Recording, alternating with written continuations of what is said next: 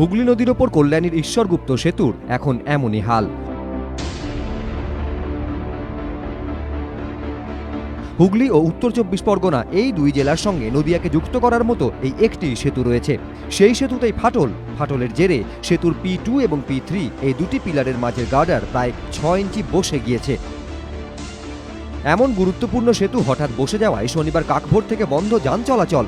চরম দুর্ভোগে পড়েছেন সাধারণ মানুষ। রবিবার পূর্ত দফতরের একটি প্রতিনিধি দল সেতু পরিদর্শনে যায়। কবে থেকে মেরামতির কাজ শুরু হবে তা অবশ্য স্পষ্ট করে জানাতে পারেননি পূর্ত দফতরের ইঞ্জিনিয়াররা। কিরকম টাইম লাগবে বলে আন্দাজ দেওয়া যাবে? সেটা এই মুহূর্তে বলাটা ডিফিকাল্ট, তবে আমরা চেষ্টা করব যে ইমিডিয়েটলি যত তাড়াতাড়ি সম্ভব ট্রাফিক ওপেন করা।